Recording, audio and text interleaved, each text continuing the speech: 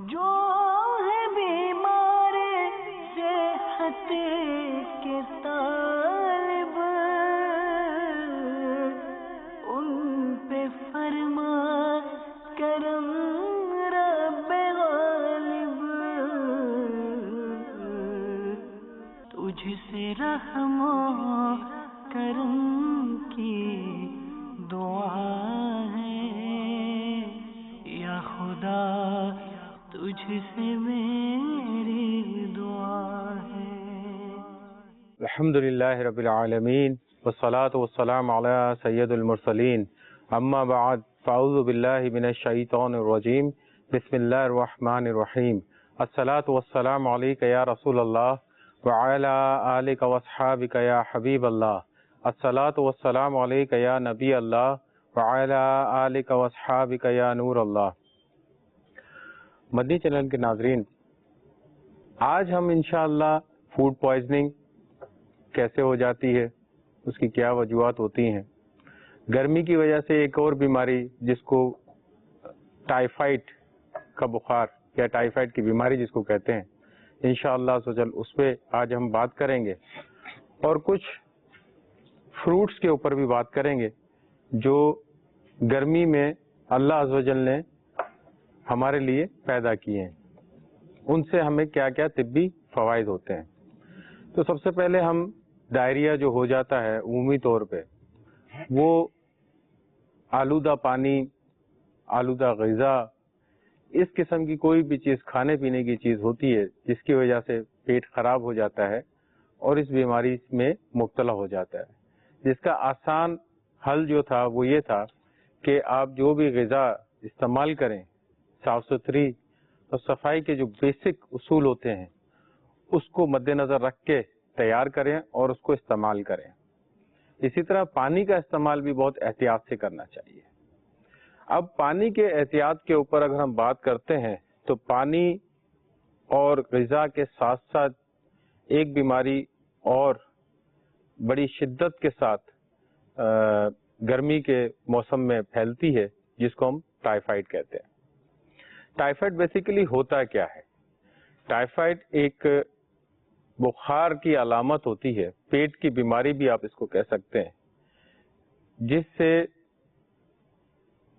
پیٹ خراب ہوتا ہے، بخار کی شدت آتی ہے اور جسم نڈھال ہو جاتا ہے۔ اچھا ڈاکٹر صاحب، عموماً جو ہے کہ دوسری بیماریاں جو ہوتی ہیں اس میں بھی بخار آ جاتا ہے، پیٹ بھی خراب ہو جاتا ہے، غلط کھانا کھا لیں، خراب قسم کا کھانا کھا لیں، اس میں بھی پیٹ خراب ہوتا ہے، بخار کی کیفیت ہو جاتی ہے۔ تو مدنی چینل کے ناظرین کو یہ کیسے پتہ چلے گا کہ یہ ویسے نارمل انفیکشن ہوا ہے یا ٹائیفائڈ ہوا ہے؟ دیکھیں، ٹائیفائڈ بیسیکلی ایک ایسی بیماری ہے جو ایک جراثیم ہوتا ہے جس کا نام ہے سالمونیلا ٹائیفائڈ، صحیح، اس سے پیدا ہوتی ہے۔ اور اس کا تھوڑا سا ہم بیک گراؤنڈ بات کرتے چلیں گے۔ ٹائیفائڈ جو ہے ایسی بیماری ہے جو پوری دنیا کے اندر 80% اس کے جو مریض ہیں جی، وہ بر اعظم ایشیا میں ملتے ہیں۔ اچھا، جس میں آپ کی کنٹری بھی شامل ہے، جس میں پڑوس کے ملک بھی شامل ہیں، جس میں دوسری کنٹریز بھی جو ایشیا کے کنٹریز ہیں اس کے اندر۔ اب سوال یہ ہوتا ہے کہ ان کنٹریز میں ہی یہ ٹائیفائڈ کی وجہ کیا ہوتی ہے؟ سب سے بڑی وجہ پھر وہی آتی ہے کہ انہائیجینک کنڈیشنز۔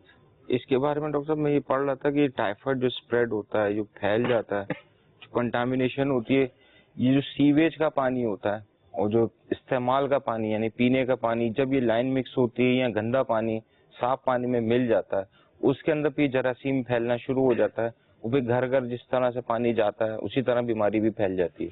بالکل، اس میں دیکھیں مسئلہ یہی ہوتا ہے کہ ہم عمومی طور پہ جو ہے جو مورد الزام ٹھہراتے ہیں وہ زیادہ تر ہم اپنے آپ کو ہی ٹھہراتے ہیں کہ ہماری وجہ سے ہوا، لیکن اس میں اگر 70% ہماری 70% ہماری اگر کہیں مسٹیکس ہوتی ہیں، 30% جو ہے نا دوسری مسٹیکس ہوتی ہیں جس کے اندر آپ کی سیوریج کی لائن چل رہی ہوتی ہے۔ اب ایسی میں آپ کا ایک عام آدمی کا کام نہیں ہوتا ہے۔ اب وہ سیوریج کی لائن جو ہے انفارچونیٹلی آپ کے جو بھی پانی کی لائن ہوتی ہے اس سے اتنا بڑا فاصلہ نہیں ہوتا، اگر 6 یا 7 فٹ کی فاصلے پہ ہوتی ہے، وہ ذرا سی بھی سیپیج ہو جاتی ہے، ذرا سی بھی ڈیمیج ہو جاتی ہے تو وہ بڑی تیزی کے ساتھ آپ کے پینے کے پانی میں آ کے ملنا شروع ہو جاتی ہے، تو جس کی وجہ سے یہ بیماری جو ہے بڑی تیزی کے ساتھ پھیلتی ہے۔ اب اس میں اگر ہم اسٹیٹسٹکس نکالتے ہیں تو پاکستان میں کم و بیش ہر سال صحیح 1 لاکھ سے زائد لوگ جو ہے نا ٹائیفائڈ کا شکار بن جاتے ہیں، جبکہ اور اس میں تقریباً 1000 کے قریب جو لوگ ہیں صحیح ہے عمومی طور پہ انتقال بھی فرما جاتے ہیں. لیکن یہ ہے کہ اگر ہم دنیا کا ریشو نکالیں تو وہ ریشو اس سے بہت کم ملتا ہے آپ کا. صحیح، یعنی یہ اس طرح کی بیماری ہے جو احتیاطوں کے ذریعے بالکل کیوریبل ہے، مطلب آپ اس سے آرام سے علاج بچ ہو سکتے سکتا ہیں. ہے، بالکل علاج بھی ہو سکتا ہے، آرام سے بچ بھی سکتے ہیں اس سے.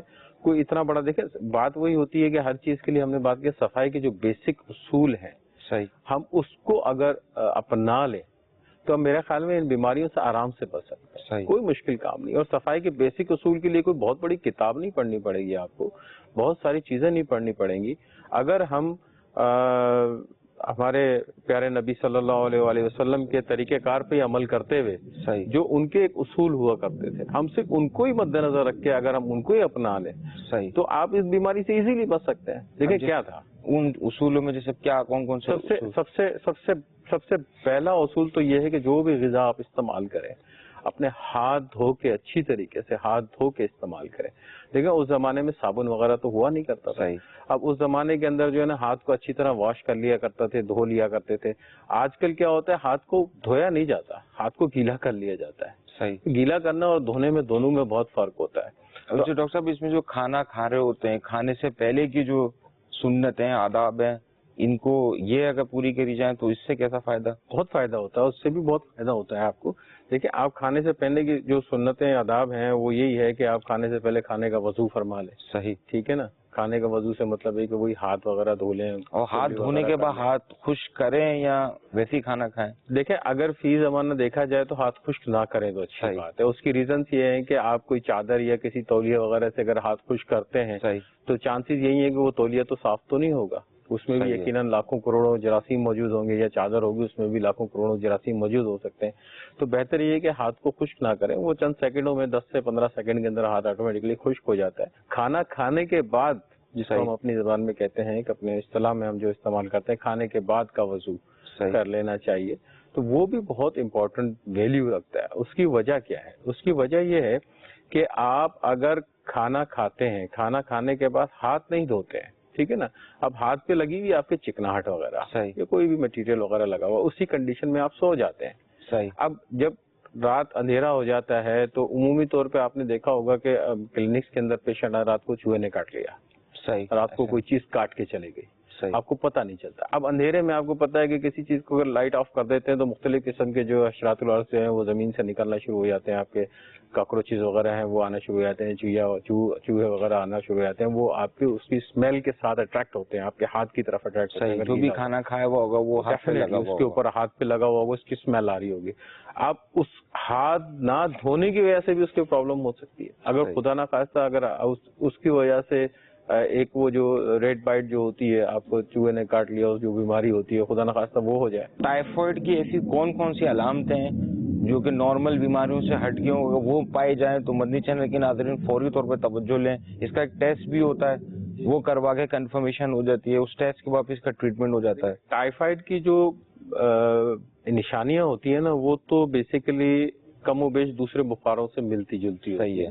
انیشیلی شروع میں بخار جو تھوڑا سا ہلکا ہوتا ہے، پھر آہستہ آہستہ وہ تیز ہو جاتا ہے، 103 104 ڈگری پہ چلے جاتا ہے. بھوک بھی گر جاتی ہے، کمی ہو جاتی ہے، جسم میں درد ہونے لگ جاتا ہے، پیٹ میں درد کی شکایت ہونے لگ جاتی ہے، لاغر پن آ جاتا ہے. جیسے اگر نارمل فوڈ پوائزننگ ہو اور ٹائیفائڈ اگر ہو تو اس میں جو نارمل فوڈ پوائزننگ میں بخار اتنی شدت کا نہیں ہوگا جتنا کہ یہ ٹائیفائڈ کے اندر ہوگا.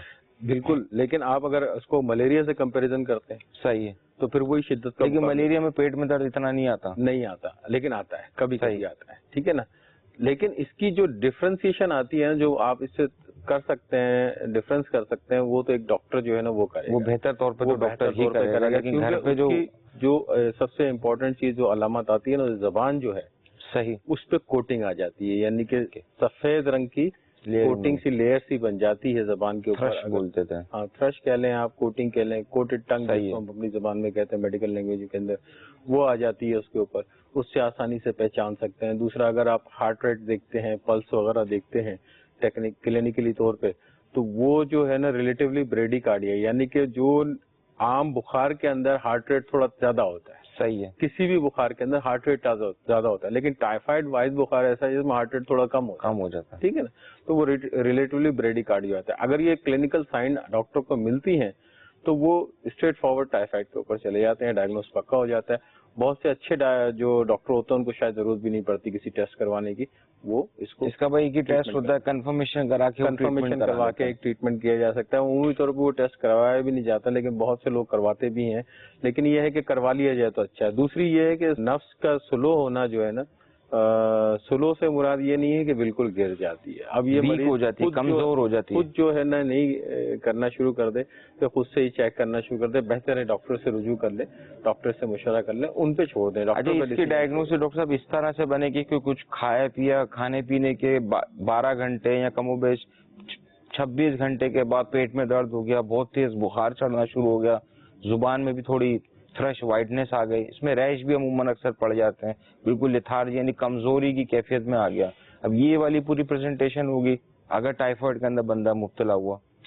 دیکھیں, ٹائیفائڈ میں ضروری نہیں ہوتا ہے کہ آج اس کو جراثیم نے حملہ کیا تو کل اس کی علامات سامنے آ جائے گی. یہ امپورٹنٹ بات ہوتی ہے کہ اس میں بعض اوقات یہ ہے کہ 10 دن 15 دن بھی لگ جاتے ہیں. تو اس کے اندر جو ہے ڈاکٹر سے رجوع کر لیا جائے, کیونکہ عموماً ہوتا ہے کہ موشن ٹائیفائڈ, اگر مثال کے طور پر ٹائیفائڈ ہی ہو گیا, موشن شروع ہو جاتے ہیں, ہلکا پھلکا پیٹ میں درد ہوتا ہے, فارمیسسٹ کے پاس جاتے ہیں, وہاں سے موشن کی دوا لے لیتے ہیں, فارمیسسٹ کے پاس جا کے یہ بخار کی دوا بھی لے لیتے ہیں, وہ اپنی طور پہ سیلف تھراپی چل رہی ہوتی ہے. اس کے بارے میں آپ کو مدنی پھول عطا فرما دیں. سیلف تھراپی تو خیر کسی بھی صورت میں مناسب نہیں ہے, چاہے وہ کسی بھی قسم کی بیماری کیوں نہ ہو. ہاں, انیشیلی طور پہ ہلکا پھلکا بخار ہے تو ڈاکٹر کی اویلیبلٹی نہیں ہے, اس وقت نہیں ملتا ہے, رات کا ٹائم ہے, تو کوئی بھی بخار کی گولی کھا کے فی الحال اس بخار کو کم کیا جا سکتا ہے, نہ کہ اس کا علاج کیا جائے. علاج کرنے کے لیے آپ کو ڈاکٹر کے پاس جانا چاہیے. سیلف میڈیکیشن سے جو ہے نا آپ کا نقصان ہی ہوتا ہے, فائدہ کبھی بھی نہیں ہوتا. پیسوں کا بھی نقصان ہوتا ہے, صحت کا بھی نقصان ہوتا ہے, کیونکہ ہو سکتا ہے کہ وہ دوا آپ کو موافق نہ ہو. صحیح ہو سکتا ہے جو دوا آپ لے رہے ہوں وہ آپ کے جسم کی ریکوائرمنٹ کے مطابق نہ ہو, ڈوز کے حساب ڈوز کا بھی بالکل بہت بڑا مسئلہ یہ ہوتا ہے. اور پھر وہ اسی حساب سے جو ہے نا اس میں چیزیں آتی ہیں کہ پھر وہ آئندہ وہ دوا اس کو اثر بھی نہیں کرتی, اور اس پہ جو ہے نا مسئلے مسائل. خلیل بھائی کچھ فرمانا چاہ رہے تھے اس میں. یہ بھی ارشاد فرما دیجیے کہ اگر کسی کو جیسے یہ بخار ہو جاتا ہے تو آیا کہ وہ کیا احتیاطیں کرے کہ کھانے میں پینے میں کون سی غذا اس کے لیے زیادہ فائدہ مند ہوگی؟ انشاءاللہ تو اس میں خلیل بھائی بہت آسان سا یہ ہے کہ جو بھی آپ غذا اگر استعمال کرتے ہیں تو آپ ہلکی پھلکی غذا کا استعمال کریں جو آپ کے پیٹ پہ معدے پہ زیادہ اثر نہ کرے, ہیوی نہ لیں. جیسے بہت زیادہ ہیوی غذا استعمال کرنے لگتے ہیں تو پتہ چلا جی ٹائیفائڈ کا بخار ہو رہا ہے, لیکن یہ بریانی کھانا شروع کر دیا آپ نے, یا کوئی ہیوی نان وغیرہ استعمال کرنا شروع کر دیے, تو اس طرح تھوڑی سی پرابلم ہو سکتی ہے. جو بھی غذا لیں ہلکی غذا لیں, سافٹ غذا لیں, اور صاف ستھری غذا کا استعمال کریں. تو اس میں عمومی طور پہ یہ دیکھا گیا ہے کہ جو ڈاکٹرز ہوتے ہیں وہ روٹیوں کے لیے منع کر دیتے ہیں کہ روٹی نہیں کھانی چاہیے. روٹی نہ کھانے کا مقصد یہ نہیں کہ اس پر پابندی لگا دی جاتی ہے. روٹی نہ کھانے کا مقصد یہ ہوتا ہے کہ جب آدمی بیمار ہوتا ہے یا اس کو بخار ہوتا ہے تو اس کا جو معدے کا جو نظام ہضم ہے وہ ایک پراپر فنکشن نہیں کر پا رہا ہوتا. تو اگر آپ ہیوی ڈائٹ لے رہے ہوتے ہیں نا تو اس میں اس کو ہضم کرنے میں ذرا ڈیفیکلٹی ہوتی ہے, تو پیٹ میں تکلیف بڑھ سکتی ہے. تو اس وجہ سے جو بھی غذا استعمال کریں اس میں ہلکی غذا کا استعمال کرنا چاہیے. دوسرا اس میں احتیاطیں کیا کرنی چاہیے. اس میں احتیاطیں جو کرنی چاہیے وہ آپ کو یہ کرنی چاہیے کہ جو پانی وغیرہ آپ استعمال کرتے ہیں اس کو جو ہے آپ اچھی طرح بوائل کر کے پئیں, اور یا پھر اس کو بالکل اتنا جراثیم سے پاک کر لیں. جراثیم سے پاک کرنے کے بہت سارے طریقے آتے ہیں. سب سے آسان گھریلو طریقہ تو یہی ہوتا ہے کہ آپ اس کو بوائل کر لیں, ابال لیں. اور ابالنے کے لیے کہ کم از کم یہ ہے کہ 15 منٹ تک اس کو بوائل کر لینا. ڈاکٹر صاحب یہ جو آپ طریقہ بتا رہے ہیں بیماری سے بچنے کا, یہ صرف ٹائیفائڈ کے لیے یا جملہ دیگر جو پانی کے ذریعے بیماری پھیل جاتی ہے یا ہوتی ہے, جراثیم ہوتے ہیں, ان کے لیے بھی ہے؟ نہیں, یہ تقریباً تمام بیماریوں میں. ویسے بھی ایک روٹین میں یہ ہونا چاہیے. ہم اپنے ماحول کی بات کرتے ہیں, جو ہماری کنٹری کا ماحول ہے اس کی بات کرتے ہیں, تو اس کے اندر کوشش کریں کہ پانی جو ہے نا آپ، کیونکہ ہمارے یہاں جو 70% آبادی میں پانی اتنا صاف نہیں ملتا ہے، تو اگر پانی کو آپ بوائل کر کے استعمال کریں گے تو آپ بہت ساری بیماریوں سے بچ سکتے ہیں. خالی ٹائیفائڈ نہیں، بہت ساری بیماریاں ہیں اس کے اندر، آپ ہیپیٹائٹس کی بیماریاں ان سے بھی آپ کا بچت ہو سکتی ہے. اس میں ڈاکٹر صاحب میں پڑھ رہا تھا پانی کو ہم بوائل کریں کم و بیش 12 سے 15 منٹ تک پانی کو بوائل ہونے کے، پہلا ابالا آنے کے بعد اس کو بوائل ہونے دیں، 100+ اس کا ٹیمپریچر جانے دیں، 15 منٹ اس کو بوائلنگ ہونے کے بعد پھر اس کو ٹھنڈا ہونے دیں. ٹھنڈا عموماً یہ ہوتا ہے کہ بوائل کرنے ہم نے رکھا، ایک ابالا آ جاتا ہے تو اس کے بعد اس کو سمجھتے ہیں یہ گرم ہو گیا. کیا اس میں جراثیم مر جاتے ہیں؟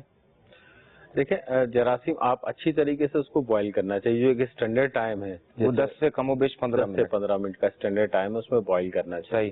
اب ہوتا کیا ہے کہ فل آپ نے چولہا جلا دیا، اس کو ایک ابال آ گیا، ابال 1 سے 1.5 منٹ کے اندر ابال آ جاتا ہے اس کے اندر، تو وہ عمومی طور پہ یہ سمجھتے ہیں کہ آ گیا. آپ اس کو ہلکی آنچ پہ رکھیں تاکہ اس میں اچھی طرح سے وہ کر جائے. اس میں دیر تک ابالنے کے جہاں فائدے ہیں وہاں تھوڑے بہت نقصان بھی ہوتے ہیں. اچھا جی. اس میں نقصان یہ ہوتا ہے کہ جو پانی کے اندر جو منرلز ہوتے ہیں یا جو فائدے مند بیکٹیریاز ہوتے ہیں وہ بھی ڈیمیج ہو جاتے ہیں، لیکن وہ اتنا بڑا نقصان نہیں ہوتا جتنا اس ان ہائیجینک پانی کو پینے سے جو نقصان ہو سکتا ہے اس سے آپ بچ جاتے ہیں. تو بہتر یہ ہے کہ کوئی بھی غذا آپ استعمال کریں وہ صاف ستھری ہونی چاہیے، اس کو ایک پراپر طریقے سے استعمال کر کے، صاف کر کے، دھو کے استعمال کر کے پھر کھانا. اچھا ڈاکٹر صاحب، یہ جو پانی اگر اس طرح کا گندا آ رہا ہے تو یہی پانی سے سبزیاں وغیرہ، سبزی والے سبزیوں پہ بھی ڈال دیتے ہیں، کھیتی باڑی بھی ہو رہی ہوتی ہے، تو یہ اگر پھر سبزیوں پہ بھی توجہ بھی دینی پڑے گی ہمیں، فروٹ ہوتے ہیں ان کے اوپر بھی توجہ. بالکل. اگر پانی مکس ہو گیا ہے تو جب اس قسم کے موسم ہوتا ہے تو کوشش کرنا چاہیے کہ جو کٹے ہوئے فروٹ ہوتے ہیں مارکیٹ میں اویلیبل ہوتے ہیں ان کا استعمال نہ کریں، ٹھیک ہے نا. جو چھلکے والے فروٹ ہوتے ہیں ان کا استعمال کریں. اس میں یہ بھی ہے کہ جیسے کہ گھر کے اندر جو کچن ہے اور جو برتن ہوتے ہیں اس کا بھی ٹھیک ٹھاک صفائی کا اہتمام کرنا چاہیے. بہت ضروری ہے، بہت ضروری ہے. ہم اس چیز کو عمومی طور پہ بھول جاتے ہیں.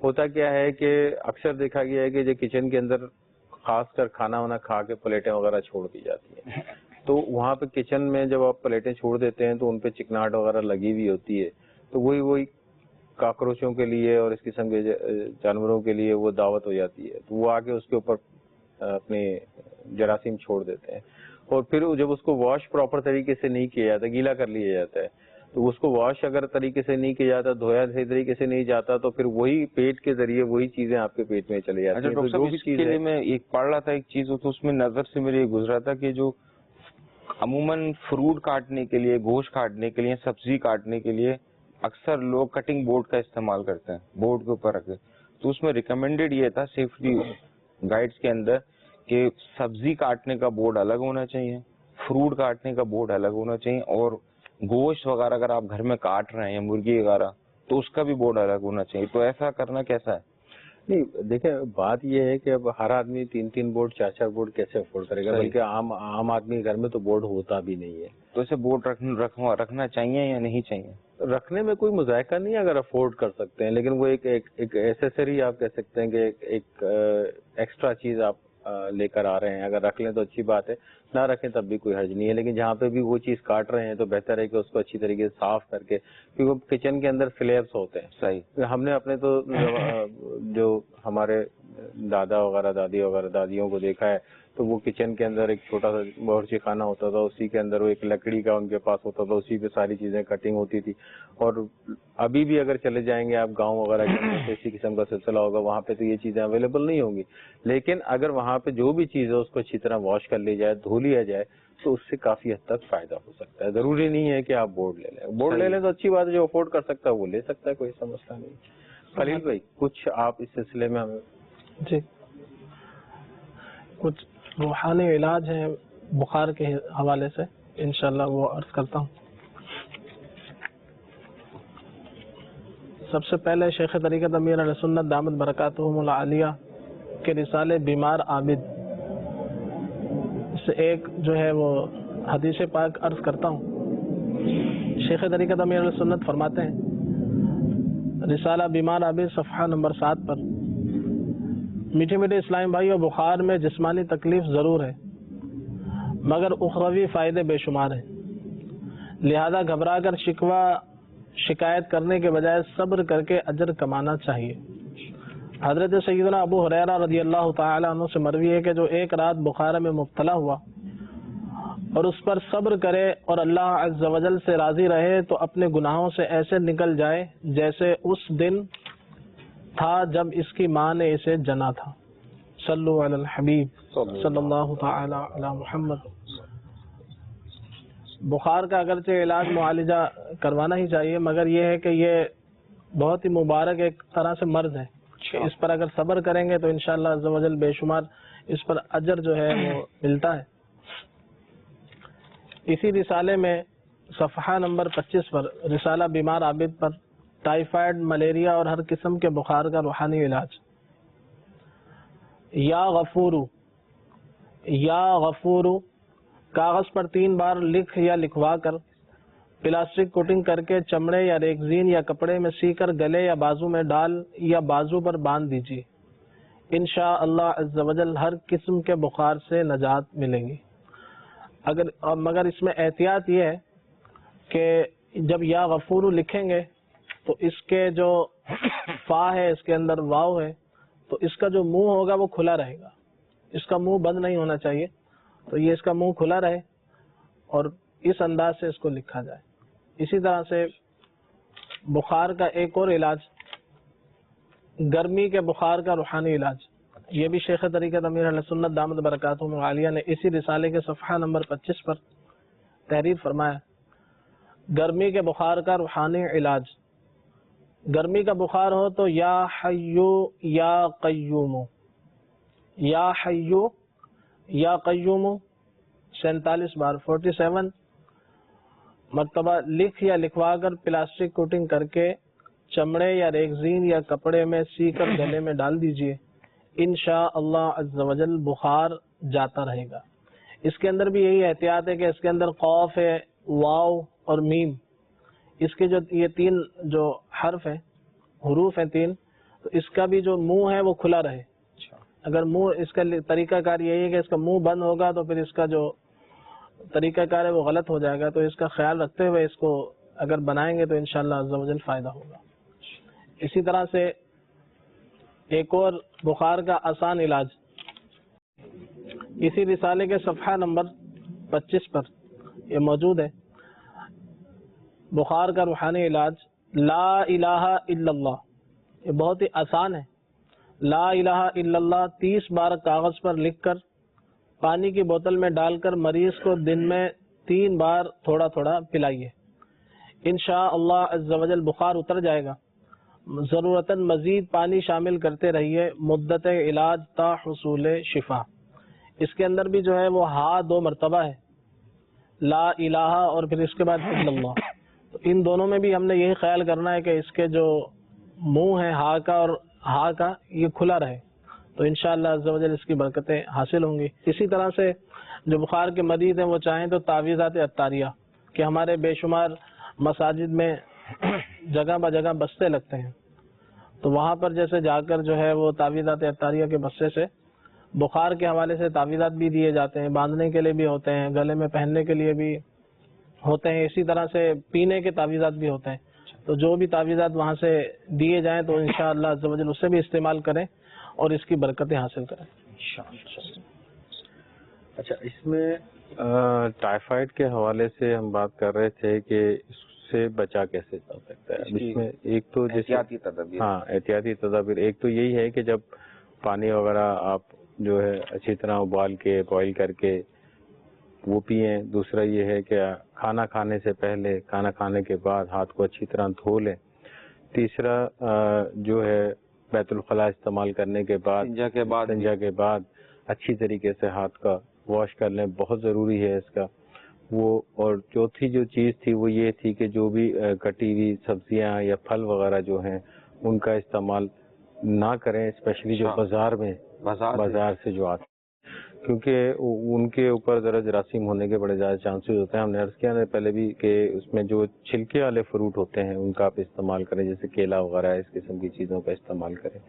دوسرا جو دوا اس کی جو ہوتی ہے، امپورٹنٹ چیز یہ ہوتی ہے کہ اگر خدا نخواستہ کسی کو بیمار ہو گیا ہے تو جو اس کا جو دوا کا کورس ہوتا ہے وہ ضرور پورا کریں, بہت ضروری ہے وہ. عمومی طور پہ ہوتا ہے کہ جب دوا استعمال کرتے ہیں تو اس کا بخار تقریباً 48 سے 72 گھنٹے میں ختم ہو جاتا ہے, بہتر ہو جاتا ہے, لیکن بیماری ختم نہیں ہوتی, یعنی جراثیم جسم کے اندر موجود رہتا ہے, جسم کے اندر سمٹم تھوڑے کم ہونا شروع ہوتے ہیں. بالکل. تو عمومی طور پہ ہوتا ہے کیا کہ جب بخار ختم ہو جاتا ہے تو ہم دوا لینا چھوڑ دیتے ہیں, لیکن اس کا جو اس وقت تک آپ کو ٹریٹمنٹ کرنا چاہیے, احتیاطیں کرنی چاہیے جب تک آپ کے 3 بلڈ سیمپلز یا آپ کے اسٹول کے سیمپلز جو ہیں وہ آپ کے جراثیم سے نیگیٹو نہیں آ جاتے. اچھا ڈاکٹر صاحب, اس میں ایسا ہوتا ہے کہ جیسے اگر ایک دفعہ ٹائیفائڈ ہو گیا, ہم نے علاج پورا نہیں کروایا, تو کیا یہ جراثیم جسم میں رہ جاتا ہے نا؟ بالکل رہ جاتا ہے. اگر علاج, میں نے وہی عرض کیا نا کہ اس وقت تک آپ نے اس کا ٹریٹمنٹ لینا ہے جتنا اس کو ڈاکٹر عرض کرتا ہے. بعض اوقات 15 دن بھی دیتے ہیں, بعض اوقات 20 دن بھی دیتے ہیں, بعض اوقات اچھی اگر کوئی ہائی اینٹی بایوٹکس ہوتی ہیں اس قسم کی جو جلدی کور کر لیتے ہیں, ڈیوریشن کم بھی ہوتا ہے, لیکن آخری فائنل ڈیسیجن جو ہے نا وہ ٹیسٹ سے ہی ہوتا ہے. کہ اگر جیسے ہم نے پہلے ٹیسٹ کروایا اس میں سیلمونیلا ٹائفی پازیٹیو ملا, اس کا مطلب ہمیں ٹائیفائڈ ہو گیا. اب اس کا ڈاکٹر نے جو ریکمینڈیڈ ٹریٹمنٹ کیا ہے وہ علاج شروع ہو گیا. جی. اب اس علاج کے بعد ایک ٹیسٹ ریپیٹ ہوگا, اس میں یہ چیک کیا جائے گا کہ یہ جراثیم جسم میں موجود ہے یا نہیں. جی بالکل. اگر وہ ریزلٹ نیگیٹو آ گیا اس کا مطلب یہ ہے کہ وہ جراثیم جسم سے ختم ہو گیا. لیکن یہ ہے کہ ریپیٹڈلی آپ کو کروانا پڑے گا کم از کم 2 سے 3 مہینے تک. اچھا, اس کے بارے میں پڑھ رہا تھا تو اس کا اگر ٹریٹمنٹ پورا کمپلیٹ نہیں ہو پاتا ہے اور سیلمونیلا انفیکشن جو جراثیم میں جسم میں رہ جاتا ہے تو یہ کیریئر سٹیٹ میں چلے جاتا ہے, یعنی وہ جو بندہ متاثر ہوتا ہے وہ اس جراثیم کو اپنے جسم کے اندر کیری کرے ہوا ہوتا ہے, اس کے جسم میں رہتا ہے وہ. تو اس کے بعد وہ ایک آرتھرائٹس, جوڑوں کا درد, کرونک آرتھرائٹس یہ کر دیتا ہے. یعنی وہ تو پھر اس کی کمپلیکیشن تبھی ڈیولپ ہوتی ہے جب ٹریٹمنٹ نہیں کروایا, وہ کیریئر سٹیٹ میں چلے گئے. 4 سال 5 سال بعد جا کے یہ جوڑوں کو بھی متاثر کرنے لگ جاتا ہے. تو آپ کی بھی گفتگو سے یہی سمجھ میں آ رہا ہے کہ اس کا علاج بر وقت کرا لیا جائے, ٹیسٹ پہلے کرا لیا جائے, اور اس کے بعد بھی ڈاکٹر سے فالو اپ کر کے اس کا ٹیسٹ دوبارہ کرا کے چیک اپ. اب مسئلہ پرابلم ہی یہی آتی ہے سلمان بھائی کہ ہمارے یہاں فالو اپ نہیں ہوتا صحیح طریقے سے, ڈاکٹرز کو فالو نہیں کرتے ہیں. تو ڈاکٹرز کو اگر فالو اپ کریں گے تو آپ کو فائدہ ہوگا اس کے اندر. عمومی طور پہ ایسا ہوتا ہے کہ آپ نے وہی عرض کیا تھا کہ علامات ختم ہوتی ہیں, آپ کا ختم ہو جاتا ہے, کنیکشن ڈاکٹر سے ختم ہو جاتا ہے. تو آپ ڈاکٹر کو فالو کریں, جب وہ آپ کو منع کر دیتا ہے کہ نہیں اب حاجت نہیں ہے دوا کی, اب حاجت نہیں ہے دوبارہ آنے کی, یا پھر وہ 15 دن کے بعد 20 دن کے بعد وزٹ کے لیے پھر بھی بلاتا ہے آپ کو, دوبارہ دکھائیں آپ آ کے, اس کے ریزنس ہوتی ہیں, اس کی وجہ ہوتی ہے, اس کو آ کے چیک کرنا ہوتا ہے کہ یہ ریگریس تو نہیں کر رہا ہے, دوبارہ تو نہیں ڈیولپ ہونے کے چانسز ہو رہے ہیں. اگر وہ گرین سگنل دے دیتا ہے پھر آپ نہیں ہے. اس میں ٹائیفائڈ میں عموماً جگر کا سائز بھی بڑھ جاتا ہے, تلی کا سائز بھی بڑھ جاتا ہے. جی جی بالکل. تو اس کے اندر تو بہت زیادہ پھر توجہ دینی پڑے گی کہ ٹریٹمنٹ کرنے کے بعد آپ کو ریپیٹڈ ٹیسٹ کرانے ہیں, فالو اپ کرنا ہے ڈاکٹر سے. بالکل فالو اپ کرنا ہے. دیکھیں اگر ایک کنٹری ایسی ہے جہاں پہ اس بیماری کے بارے میں اتنی انسٹرکشنز ہیں کہ جب تک وہ کلیئر نہیں دے دیتے, ان کے فزیشنز ڈاکٹرز ان کو کلیئرنس نہیں دیتے جب تک ان کو جاب پہ نہیں رکھتے. تو ڈاکٹر صاحب اس میں ایسا ہوتا ہے نا کہ جو انفیکٹ ہو گیا ہے وہ کیریئر ہو گیا, یعنی اس میں وہ جراثیم موجود ہے. اب وہ جراثیم اس کے فضلہ کے ذریعے پانی میں بھی جائے گا, یہ پھیلاتا پھرے گا جراثیم. بالکل ایسا ہی ہوتا ہے. بالکل یہی وجہ ہوتی ہے. اسی لیے تو ہم کہہ رہے ہیں کہ جب بھی آپ کوئی بھی چیز استعمال کریں تو وہ ہاتھ دھو کے اور اس کو اچھی طرح سے واش کر کے پھر آپ استعمال کریں. اس سے یہ ہے کہ آپ کافی حد تک اس چیز سے بچ سکتے ہیں. تو بہتر یہ ہے کہ جو بھی آپ کے بیسک رولز ہیں اس کو آپ نے فالو کرنا ہے, اس سے انشاءاللہ عز و جل بچ سکتے ہیں. اب جو ہم بات کرتے ہیں کہ موسم گرما کے اندر جو بلکہ ہر موسم میں ہی اللہ عز و جل ہمارے لیے ہمارے جسم کی ریکوائرمنٹ کے حساب سے جو ہے نا فروٹس پیدا کرتے ہیں. اب اس کے اندر اب گرمی کے سیزن میں عمومی طور پہ ہمارے جسم کو پانی کی بہت زیادہ نمکیات کی کمی ہو جاتی ہے, پانی کی بہت کمی ہو جاتی ہے.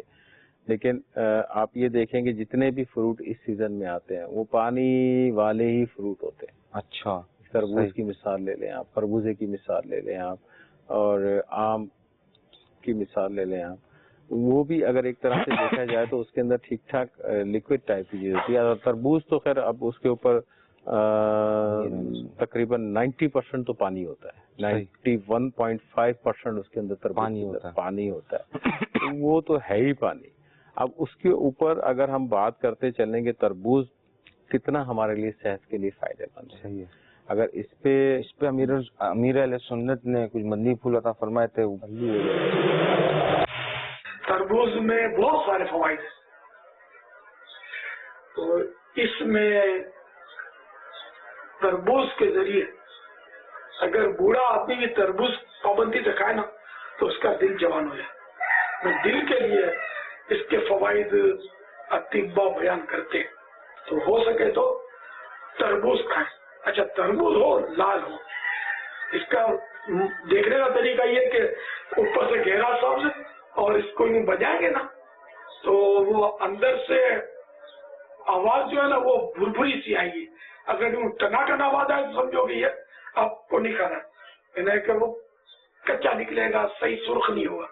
और अगर यूं थप थप थप किसी के बत्ती सी आवाज आएगी ना तो वो अच्छा है, सब्ज होता है, अंदर से लाल होता है, मीठा मीठा। खाली पेट में तरबूज खा लिया जाए ना तो हदीस पाक के मुताबिक ये पेट को धो देता है, वो खाली पेट में। अच्छा, तो तरबूज जो है ना ये 2 घंटे में हजम होता है, ये देख लें। पानी इसमें बहुत है, तो देखिए तरबूज अच्छी मिकदार में खा ले तो पानी की खपत भी पूरी करेगा। बड़ी बरकतें इसमें, अल्लाह की नियमत है। गर्मियों में तो सबको तरबूज खाना चाहिए और अल्लाह का शुक्र अदा करें, खाकर बिस्मिल्लाह पढ़कर खाएं।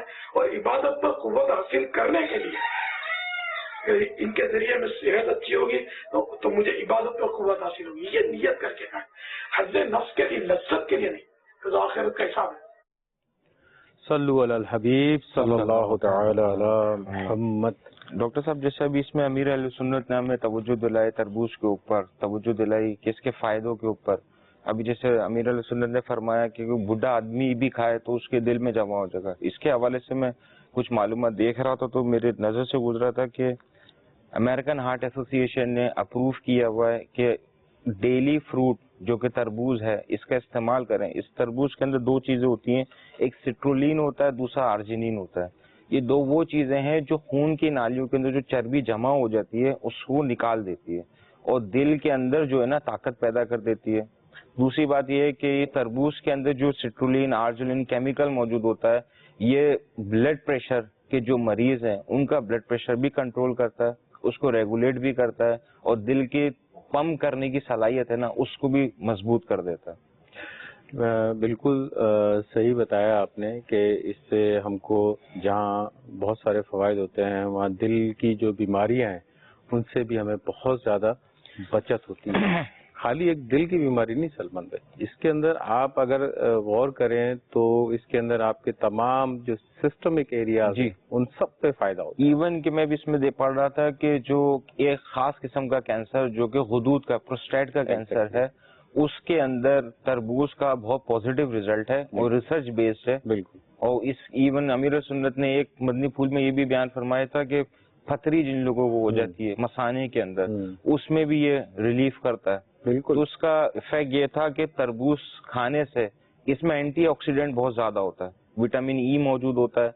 वो एंटीऑक्सीडेंट की वजह से होता है कि जिस्म में जहाँ कहीं भी सोजिश हुई भी होती है, एंटी इन्फ्लेमेटरी इसको बोलते हैं, जिस्म में जहाँ भी सोजिश है अंदर है, मैदे के अंदर है, ये क्या कहते हैं मसाने के अंदर है, तमाम इस जगह की सोजिश को ये तरबूज के जरिए इस्तेमाल के जरिए इसकी केमिकल के जरिए ये सोजिश खत्म हो जाती है। इवन इसके बाद जो एस्थमा चूंकि तरबूज वेरी रिच सोर्स होता है विटामिन सी का जी, वो पेशेंट जो ऑलरेडी एस्थमेटिक हैं अगर इसका फ्रीक्वेंट इस्तेमाल कर रहे हैं तो एस्थमा में भी इसके रिजल्ट इम्प्रूव्ड हैं, अच्छे रिजल्ट। मतलब सांस की बीमारी जिनको बलगम आ जाता है, दमा। तीसरा था जैसे अमीर सुन्नत ने अभी बयान फरमाया कि खाली पेट तरबूज खा लें तो क्या फायदा। तरबूज में कमोबेश 100 ग्राम में 1 ग्राम फाइबर होता है।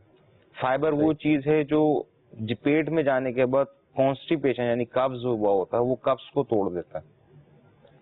फाइबर بہت سارے جو پیٹ کے کولونک کینسر یعنی بڑی آنت کے جو کینسر ہیں اس سے بھی بچاؤ کے لیے بہت فائدہ مند ہے، اور یہ تربوز میں ہی موجود ہے۔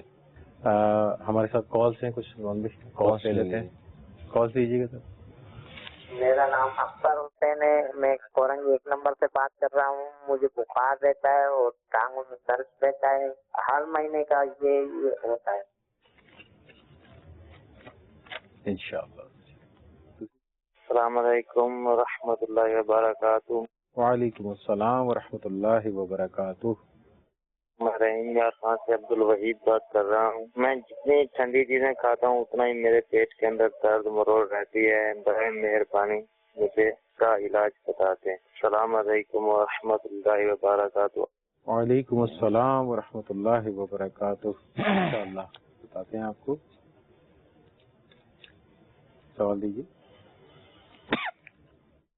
محمد امیر خان خانے والی، میں آپ کا پروگرام دیکھ رہا ہوں جی، تو تربوز شوگر کے لیے کتنا اچھا ہے جی، ذرا یہ تو بتا دینا۔ انشاءاللہ۔ جی سلمان بھائی، تربوز شوگر کے حوالے سے کچھ نہیں پوچھ۔ ڈاکٹر، شوگر کے جو مریض ہیں وہ اپنے ڈپینڈ کرتا ہے ان کی شوگر کا لیول کتنا ہے، ٹھیک ہے، وہ اپنے قریبی ڈاکٹر سے پہلے شوگر کا لیول، جن کو شوگر ڈائگنوزڈ ہے تو پہلے اپنے ڈاکٹر سے مشورہ کر لیں، اس کے بعد پھر جس فروٹ کا استعمال کرنا چاہیں، تربوز ہی کوئی بھی فروٹ ہو، اپنے کنسرن ڈاکٹر سے شوگر کا لیول مانیٹر کروا لیں۔ کچھ لوگوں کو شوگر کنٹرولڈ بھی ہوتی ہے، کچھ کی ہائر 200 بھی ہوتی ہے، 300 سائڈ کو بھی ٹچ کر رہی ہوتی ہے، تو آل اٹ ڈیپینڈس کہ شوگر لیول اس وقت آپ کا کیا چل رہا ہے۔ ٹھیک ہے، اچھا، اس میں مدنی چینل کے ناظرین کو بتاتے چلیں کہ جیسے فروٹ کے حوالے سے، شوگر کے حوالے سے پوچھا ہے تربوز کا، تو اگر کہیں سے شوگر کے چارٹ مل جاتے ہیں مارکیٹ کے اندر، اگر وہ آپ کو مل جائیں تو وہ ہائی لائٹ کیے ہوتے ہیں، اس میں ظاہر کیا ہوا ہوتا ہے کہ ایک ہری لائن ہوتی ہے، ایک پیلی لائن ہوتی ہے اور ایک لال لائن ہوتی ہے۔ لال والی لائن کے اندر جتنے بھی چیزیں لکھی ہوتی ہیں وہ سختی کے ساتھ آپ نے نہیں استعمال کرنی۔ جو پیلی لائن ہوتی ہے، پیلی لائن کے اندر جتنی بھی چیزیں لکھی ہوتی ہیں وہ آپ احتیاطی طور پہ تھوڑی مقدار میں استعمال کر سکتے ہیں، اس پہ لکھا ہوتا ہے، اور جو گرین پہ لکھی ہوئی ہوتی ہیں وہ آپ ایزیلی استعمال کر سکتے ہیں۔ جو تربوز جو ہے وہ بیسیکلی پیلی لائن پہ آتا ہے، تو آپ احتیاطی طور پہ اس کو استعمال کر سکتے ہیں، لیکن ڈاکٹر سے مشورے کے بعد۔ ڈاکٹر صاحب، اس میں ڈیٹیل دیکھ رہا تھا کہ تربوز کا پازیٹیو افیکٹ ہے شوگر کنٹرول کرنے میں۔ ایگزیکٹلی، وہ پیشنٹ جسے کوئی ینگ پیشنٹ ہے، ڈائگنوز نہیں ہے، ڈائبٹک ڈائگنوز نہیں ہے، تو وہ اگر استعمال کرے تو اس میں شوگر میں پازیٹیو ریزلٹ ہے، کنٹرول کرتا ہے۔ اچھا، اس کے ساتھ اس کے تربوز کے کھانے کے ساتھ اس کے بیج بھی ہوتے ہیں، اس کے بھی فائدے ہوتے ہیں۔ ڈاکٹر صاحب، اس حوالات لے لیتے ہیں، اس کے بعد سوالات پہ پہلے بات کر لیتے ہیں۔ ایک اسلامی بھائی نے جو کال کی تھی کہ ان کو بخار رہتا ہے اور عموماً ٹانگوں میں درد رہتا ہے، اب اس میں انہوں نے بخار کی کیفیت کا نہیں بتایا کہ بخار کس کیفیت کا آتا ہے اور کتنے گیپ سے آتا ہے ان کو، آیا لگاتار ان کو بخار رہتا ہے یا کبھی ایسا ہوتا ہے کہ 2 ہفتے کے بعد بخار کھا لیا، 15 دن کے بعد بخار ہو گیا۔ تو ان کو مشورہ یہی ہے کہ جو اچھے ان کے فزیشین ہیں، بجائے اس کے کہ یہ کسی لوکل ڈاکٹر کو چیک اپ کروائیں، کسی اچھے فزیشین کو چیک اپ کروا لیں تاکہ ایک تھورولی ان کا چیک اپ ہو جائے، جس کی وجہ سے یہ پریشان ہے۔ تو اگر کسی چیز کی ضرورت ہو تو اسی وقت اس کو ٹیسٹ کر کے اس کو دیکھ لیا جائے۔ اگر ان کو لگاتار بخار رہتا ہے تو صحیح ہے، ٹھیک ہے نا۔ اگر لگاتار نہیں رہتا ہے، 4-5 دن کے بعد، 10 دن کے بعد، 20 دن کے بعد بخار ہوتا ہے، تو پھر اپنے ارد گرد کے ماحول کو دیکھیں، اپنی ہیبٹس کو دیکھیں۔ ڈاکٹر صاحب، یہ سے پتا کیسے چلے گا مریض کو کہ مجھے بخار ہوا ہوا ہے؟ دیکھیں، اکثر لوگ خود ہی ڈائگنوز کر لیتے ہیں کہ مجھے بخار ہوا ہوا ہے۔ بالکل صحیح کہہ رہے ہیں، وہ اپنی جنرل کیفیت سے ان کو ایک اندازہ ہو جاتا ہے کہ یار ان کو بخار ہوا ہوا ہے، جسم میں درد ہو رہا ہے یا گری گری طبیعت ہو رہی ہے، تو یہ فیل کرنے لگ جاتے ہیں، بخار ہونے لگ جاتا ہے۔ عمومی طور پہ اگر ہلکا سا نزلہ بھی ہوتا ہے آدمی کو تو جسم اسی کیفیت میں آ جاتا ہے کہ اس کو ٹیمپریچر فیل ہونے لگ جاتا ہے، بخار محسوس ہونے لگ جاتا ہے، لیکن اگر چیک کیا جاتا ہے تھرمامیٹر میں نہیں ہوتا ہے۔ عمومی طور پہ ہمارے پاس کلینک میں ایسا ہوتا ہے کہ ڈاکٹر صاحب مجھے تو بخار ہو رہا، آپ کہہ رہے ہیں نہیں ہو رہا بخار، اس کی ریزن یہی ہوتی ہے کہ جو اس کو فیلنگس ایسی آ رہی ہوتی ہے، جسم کا جو اسکن ہے وہ تھوڑی سی ہاٹ فیل ہو رہی ہوتی ہے، جو یہ تلوے، یہ اپنا ہتھیلی ہیں، یہ تھوڑی سی ہیٹ فیل ہو رہی ہوتی ہے، اس کو گرمائش محسوس ہو رہی ہوتی ہے۔ لیکن اگر ہم اوور آل باڈی کا ٹیمپریچر چیک کرتے ہیں، جو ایک اتھینٹک چیز ہوتی ہے تھرمامیٹر، اس سے اگر چیک کرتے ہیں تو وہ ہمیں نارمل شو کر رہا ہوتا ہے، کیونکہ جب تک وہ چیز ہمیں اس کا ٹیمپریچر شو نہیں کرے گی تو ہم اس کو نہیں. سب کیا گھر میں تھرمومیٹر رکھنا چاہیے بالخصوص بچوں کے لیے بھی اور اولڈ ایج پیشنٹ کے لیے؟ دیکھیں بالکل رکھنے چاہیے تھرمومیٹر، لیکن اس کی احتیاط بھی کرنی چاہیے، کیونکہ بیسیکلی تھرمومیٹر ہوتا ہے شیشے کا اور اس کے اندر ہوتا ہے پارا. اگر خدا نخواستہ گر گیا تو وہ زخمی بھی کر سکتا ہے اور پارا بھی نقصان دے سکتا ہے. لیکن سیلف ڈائگنوسس سے بہتر ہے کہ کسی چیز سے ڈائگنوسس بنا لی جائے. اب جیسے یہ تھرمومیٹر ہے نا، اگر ہم اس قسم کے تھرمومیٹر کو استعمال کرتے ہیں تو اب یہ جو ایریا ہے یہ ایریا ہے پارا. صحیح، ٹھیک ہے نا، اس کے اندر پارا ہوتا ہے مرکری، اور مرکری کو اگر ہم لیتے ہیں تو ایک طرح سے یہ پوائزنس ہوتا ہے، زہر ہوتا ہے. اگر خدا نخواستہ کسی نے اس کو استعمال کر لیا یا کسی نے لے لیا تو اس کو جان کو خطرہ ہو سکتا ہے. صحیح. تو اگر یہ جو چیز ہے ٹوٹ جاتی ہے تو یہ آپ کو زخمی بھی کر سکتی ہے، تو اس کی احتیاط بہت ضروری ہے. بہتر ہے گھر میں رکھیں تو اس کا کیپ آتا ہے، کیپ لگا احتیاطوں کے ساتھ استعمال کریں. اور اگر بچوں میں نہ استعمال کریں، بچوں میں یہ ہے کہ پھر وہ چبا سکتے ہیں اس کو، خدا نخواستہ منہ زخمی کر سکتے ہیں. بچوں کے لیے یہ ہوتا ہے کہ اسٹرپس آتی ہیں، اچھا پٹیاں آتی ہیں، وہ آرام سے میڈیکل اسٹورز پہ مل جاتی ہیں. تو اگر آپ اس کو استعمال کر لیں گے تو اس کے بیسیکلی کلرز چینج ہوتے ہیں. وہ جب آپ رکھیں گے باڈی کے اوپر تو آپ کو پٹیوں میں ایک رنگ تبدیل ہوتے ہوئے نظر آئیں گے. پتہ چل جائے، اس سے آپ کو اس پہ نمبر بھی ڈالے ہوتے ہیں، 98 ہوتا ہے، 98 99. بچوں میں اکثر بڑے مس ڈائگنوسس ہوتی ہے کہ والدہ کو یا والد کو ہاتھ لگا کے پتہ چل جاتا ہے کہ بخار ہو رہا ہے. کیا یہ صحیح ہے ڈائگنوسس؟ دیکھیں بات یہ ہوتی ہے کہ بچوں کا باڈی ٹیمپریچر تو ویسے ہی تھوڑا بہت زیادہ ہوتا ہے. صحیح. عام آدمی سے، عام دوسروں سے ایج کے حساب سے تھوڑا سا باڈی ٹیمپریچر زیادہ ہوتا ہے. لیکن بات وہی ہوتی ہے کہ بچوں کو جب زکام ہوتا ہے یا نزلہ ہوتا ہے تو ایک عام آدمی کا جیسے باڈی ٹیمپریچر تھوڑا سا ہیٹ اپ کرتا ہے تو ایسے ان کا بھی کرتا ہے. ان میں بھی وہی اسٹینڈرڈ یوز کیا جاتا ہے کہ تھرمامیٹر شو کرتا ہے. اگر تھرمامیٹر شو کرے گا تو ٹیمپریچر ہے، اگر نہیں کرے گا تو نہیں ہے ٹیمپریچر. اچھا، دوسرا جو ایک اسلامی بھائی کی کال آئی تھی ہمارے پاس، انہوں نے کہا تھا کہ ٹھنڈی چیزیں کھانے سے پیٹ میں درد ہو جاتا ہے. اب یہ ٹھنڈی چیزیں کھانے سے پیٹ میں درد، کیا پیٹ میں پورے پیٹ میں درد ہوتا ہے؟ صحیح. سوال یہ ہے، یا ان کے صرف معدے میں تکلیف ہوتی ہے؟ میرے جو گمان میں مجھے جو سمجھ میں ہے وہ یہی سمجھ میں شاید معدے میں ان کے درد ہوتا ہوتی ہے. اب یہ خالی ٹھنڈی چیزیں کھانے سے ہوتی ہیں یا کوئی اور چیزیں بھی کھانے سے ہوتی ہیں؟ کیونکہ انہوں نے صرف ٹھنڈی چیزوں کا ہی نام لیا ہے. تو ایسی ٹھنڈی خالی چیزیں کھانے سے معدے میں تکلیف ہونا یہ کچھ عجیب سی چیز لگتی ہے. اس کے اندر بہتر یہ ہے کہ فزیشین سے رجوع کر لیں، تھوڑی سی ڈیٹیل ہسٹری دیں گے یہ تو انشاءاللہ ان کا مرض ایسا مجھے نظر نہیں آتا ہے کہ جس سے ان کو پریشانی ہو سکے. خلیل بھائی، اس میں پیٹ میں درد جو ہوتا ہے اس کے حوالے سے اگر کچھ آپ مدنی پھول دے دیں. جی صلو علی الحبیب صلی اللہ تعالی علی محمد. ایک تو یہی ہے کہ ہر شخص کو اپنا ایک اندازہ ہوتا ہے کہ کیا کھانے کے بعد اسے کیا تکلیف ہوتی ہے. تو اگر یہ محسوس کرتے ہیں کہ فلاں چیز کھانے کے بعد میرے پیٹ میں درد ہوتا ہے تو ان کو چاہیے کہ اس سے احتیاط کریں. پہلا حل تو یہی ہے. پھر مزید یہ کہ شیخ طریقت امیر اہل سنت دامت برکاتہم العالیہ کی کتاب گھریلو علاج کے صفحہ نمبر 78 پر بد ہضمی کے حوالے سے علاج آپ نے ارشاد فرمایا ہے، تو انشاءاللہ وہ عرض کرتے ہیں. پھر مزید یہ بھی کہ اگر یہ کچھ کھائیں تو اسے اچھی طرح اگر چبا کر کھائیں گے تو اس سے بھی ہو سکتا ہے کہ ان کے پیٹ میں جو درد ہوتا ہے اس میں فرق پڑ جائے. جس شخص کو بدہضمی کی شکایت ہو اور وہ نیچے دی ہوئی ان 2 آیات کریمہ کو پڑھ کر اپنے ہاتھ پر دم کر کے اسے پیٹ پر پھیرے اور کھانے وغیرہ پر دم کر کے کھانا کھایا کرے، انشاءاللہ عز و جل بدہضمی کی شکایت دور ہو جائے گی. آیت مبارکہ یہ ہے، کلوا واشربوا ہنیئا بما کنتم تعملون انا کذالک نجزی المحسنین. یہ پارہ نمبر 29 سورۃ المرسلات کی آیت نمبر 43 اور 44 ہے. تو اگر یہ جو عمل ہے اگر کرتے رہیں گے تو انشاءاللہ عز و جل فائدہ ہوگا. اسی طرح سے مزید آسان علاج یہ ہے کہ 9 مرتبہ یا عظیمو پڑھ کر جو ہے وہ دم کر لیں پیٹ پر، انشاءاللہ عز و جل اس سے بھی فائدہ ہوگا. اچھا، اس میں سلمان بھائی ہم تربوز کے حوالے سے تھوڑی سی بات کر رہے تھے کہ تربوز کی اگر کسی آنکھوں پہ بینائی کے اوپر کچھ افیکٹ ہوتا ہے؟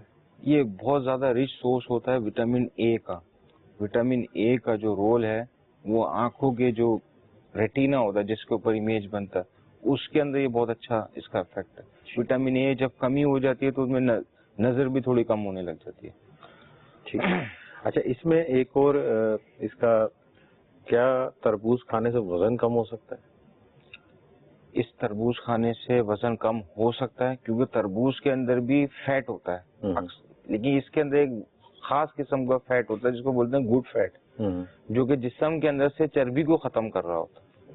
और इसी तरह उसको ल्यूकोपीन बोलते हैं बेसिकली। ल्यूकोपीन होता है जो कि खून की नाली के अंदर अगर चर्बी जमा हो गई है वो उस चर्बी को भी निकाल देता है, और खून की नाली में से अगर चर्बी निकल गई तो वो जैसे दो सिलसिलों में से, इससे पहले के जो सिलसिलों में हमने किया था एंजाइना, एथेरोस्क्लेरोसिस, उसके अंदर भी रिजल्ट इसका अच्छा मिलेगा।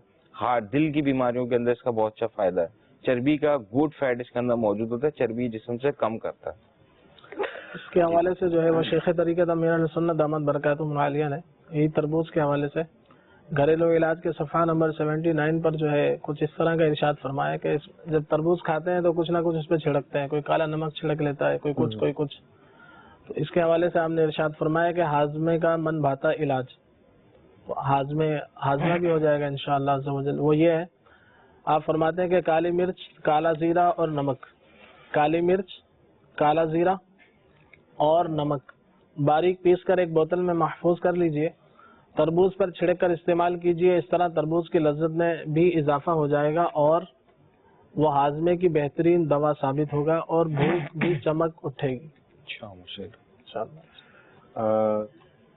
मदनी चैनल के नाज़रीन, आपने देखा कि तरबूज जो अल्लाह अज़्ज़ा वजल ने गर्मी में हम लोगों के लिए पैदा किया है, उसके ऊपर गौर करें तो मेडिकली तौर पे कितने फायदे हैं। बहुत फायदे, मतलब आपके पूरी जिस्म के तमाम आज़ा के ऊपर उसका असर होता है और उससे फायदा ही होता है। लेकिन बीजों का भी कोई फायदा हो रहा होता है। देखें, अब ये तो कोई चीज मतलब बेफायदा तो है ही नहीं ना। अल्लाह ताला ने, अल्लाह अज़्ज़ा वजल ने अगर कोई चीज दी है इंसान के लिए तो कोई ना कोई फायदा है। बीजों का भी डेफिनेटली। तरबूज के बीज के बारे में देख रहा था, ये वो बीज है जो एडिबल, यानी इसको खा सकते हैं। बिल्कुल खा सकते हैं, और ये हाई सोर्स होता है प्रोटीन का।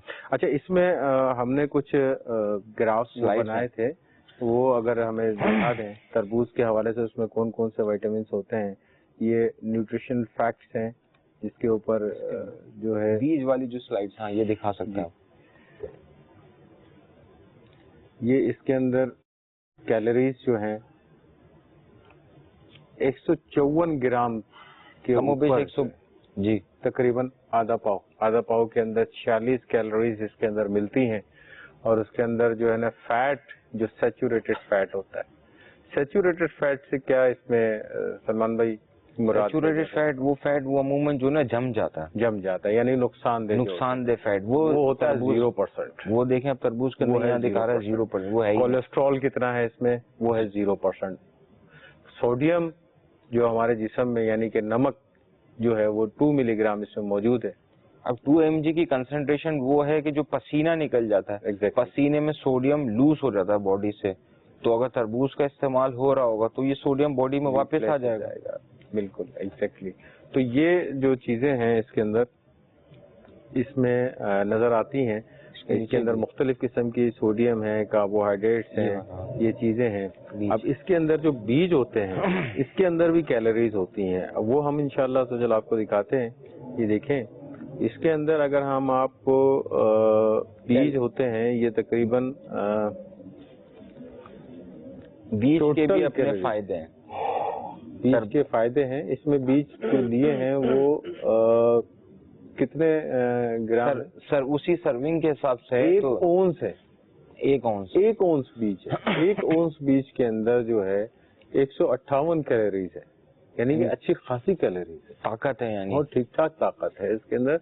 और उसके अंदर फैट्स जो हैं वो आपके 21% हैं, इसमें सैचुरेटेड फैट 14% है, और सोडियम सलमान भाई कितना है इसमें देखिएगा? सोडियम है 1%। अब डॉक्टर साहब ये देखें, जो तरबूज का जो गूदा है उसमें 2% है और जो बीज है उसमें 1% है, यानी बीज और गूदा मिला के खाएंगे तो 3% सोडियम। वो पानी जो आपका बॉडी से लूज हो गया फुल तरबूज मील खाने से, ये सारे ریپلینشڈ ہو جائے گی, باڈی میں واپس آ جائے گی. اس کے اندر بھی ایک اور چیز لکھی ہوئی تھی, سلائڈ دوبارہ لگا دیجیے ذرا. فائبر بھی ہے. اب جیسے بیجوں کے اندر اس میں لکھا ہوا ہے 30% وٹامن اے ہوتا ہے, فائبر کا ریچسٹ سورس ہے یہ. اس کے علاوہ بیج کے اندر جو موجود ریچسٹ سورس ہوتا ہے پروٹین کا. اب پروٹین ڈاکٹر صاحب آپ کو پتا ہے کہ کس لیے چاہیے ہوتا ہے, مسلس ماس بلڈنگ کے لیے. جتنے بھی لوگ باڈی بلڈر وغیرہ ہوتے ہیں, باڈی بلڈنگ کے لیے, کمزوری جن کو بھی ہوتی ہے, تو یہ بیج جو ہوتا ہے ہائی سورس ہوتا ہے پروٹین کا, اور یہ پروٹین جا کے جسم میں مسل کا ماس بہت بنا رہے ہوتے ہیں, طاقت بہت عطا کر رہے ہوتے ہیں. تو بیج تو بہت فائدہ مند ہے, اس کو استعمال کیسے کریں؟ جس طریقے سے آپ تربوز کھا رہے ہیں اسی کے ساتھ بیج کو آپ کھا سکتے ہیں. چبا کے کھا لیں. چبا کے کھا لیں, ایڈیبل, یعنی اس کو چبا کے آپ کھا سکتے ہیں, لیکن چبانا ضروری ہے اس کو. اچھا, چبانا ضروری ہے. بغیر چبائے کھائیں گے تو پھر بد ہضمی ہو جائے گی, جسے خلیل بھائی نے بھی بتایا تھا. اچھا, تو اگر دماغ کو بہت طاقت دیتے ہیں. جی سر, اس کے جو بیج ہوتے ہیں, اس کے بیج کے اندر ہوتا ہے گلوٹامک ایسڈ. وہ گلوٹامک ایسڈ بیسیکلی وہ ایسڈ ہے جو اکثر جو میڈیسن ہے دماغ کی, اس ایسڈ کو کنٹرول کرتی ہے. اور یہ گلوٹامک ایسڈ نیچرلی موجود ہے تربوز کے اندر. یہ اگر جس دماغ میں چلے جائے گا, وہ پیشنٹ کو نیند کا مسئلہ ہوتا ہے, اینگزائٹی کا مسئلہ ہوتا ہے, ڈپریشن کا مسئلہ ہوتا ہے, ایک ہوتی ہے موشن سکنس, اس کا مسئلہ ہوتا ہے, اس میں گلوٹامک ایسڈ کا بہت پازیٹیو رول ہے. جیسے بھی میں نے آپ کو شروع میں بھی بتایا ٹرپٹوفین, یہ زیادہ ڈپریشن وغیرہ کے جو مریض ہیں اس میں اس کا بہت اچھا ریزلٹ ہے, پازیٹیو ریزلٹ ہے. مطلب اب جتنا تربوز پہ آپ بات کرتے جا رہے ہیں تو اس سے تو مطلب یہ لگ رہا ہے کہ آپ کو تربوز زیادہ کھانا چاہیے. مطلب اس کے اندر فائدے ہی فائدے ہیں. مطلب فائدے ہیں. سے شاید سنا تھا کہ امیر السنت نے فرمایا تھا کہ سحری کے اندر بھی اگر تربوز کا استعمال کر لیں, بالکل, تو مجھے یہ پھر اس سے یہ سمجھ میں آیا کہ چونکہ تربوز کے اندر ہوتا ہے فائبر ہوتا ہے, وہ فائبر جو ہوتا ہے جلدی ہضم نہیں ہوتا, تو وہ آپ کی باڈی کی جو ریکوائرمنٹ ہے روزے کی حالت میں, پانی کی ریکوائرمنٹ بھی پوری کرے گا, اور بھوک کی جو کیفیت اگر پیدا ہو گئی وہ بھی امپروو کرے گا. پھر دوسرا جو کمزوری آپ کو پیدا ہو جاتی ہے روزے کی حالت میں, اس میں بھی بہتری پیدا کر سکتا ہے. ایسا ہے ڈاکٹر. اس کا مطلب یہ ہوا کہ اگر آپ وہ تربوز استعمال کرتے ہیں, فائبر سحری میں استعمال کرتے ہیں انشاءاللہ, تو آپ کو جو بھوک جو ہے آپ کا, اس کا کیونکہ اس کا عمل جو ہے ہضم ہونے کا وہ سلو ہوگا. جی, تو بھوک کی جو کیفیت آپ کو 2 گھنٹے 3 گھنٹے 4 گھنٹے کے بعد لگتی ہے, اس کا ڈیوریشن بڑھ جائے گا, وہ انشاءاللہ بڑھ جائے گا, وہ بڑھ جائے گا آپ کا. تو آپ کو بھوک اتنی جلدی نہیں لگے گی, کمزوری محسوس نہیں کمزوری محسوس نہیں ہوگی, تو عبادت میں دل لگے گا انشاءاللہ. روزے میں کی کیفیت جو کیفیت پیدا ہو جاتی ہے, غنودگی کی کیفیت پیدا ہو جاتی ہے, وہ ختم ہو جائے گی. اکثر عموماً لوگوں کو ویکنیس ہو جاتی ہے ظہر کے بعد, کمزوری محسوس ہونے لگ جاتی ہے, وہی بھوک کی کیفیت کی وجہ سے. ہمارے پاس ایک ٹائیفائڈ کا گھریلو علاج بھی تھا جو کہ عرض کرنا تھا. ٹائیفائڈ کا گھریلو علاج, اس میں جو ہے وہ 4 چیزیں ہیں. سب سے پہلے خاک سیر, اس کی مقدار جو لینی ہوگی وہ تقریباً 6 گرام. اسی طرح سے دوسری چیز جو اس میں شامل ہے وہ اس علاج میں وہ ہے ابریشم. فوڈ پوائزننگ کی سلائیڈ ہے, اس کی مقدار بھی جو ہے تقریباً 6 گرام. اور تیسری چیز جو اس میں ہے وہ ہے عناب. اس کی جو مقدار ہوگی اس میں تقریباً 5 دانے. اور چوتھی چیز جو اس میں شامل ہے وہ ہے منقع, تو اس کے بھی 5 دانے. خاکسیر 6 گرام, ابریشم 6 گرام, عناب 5 دانے اور منقع بھی 5 دانے.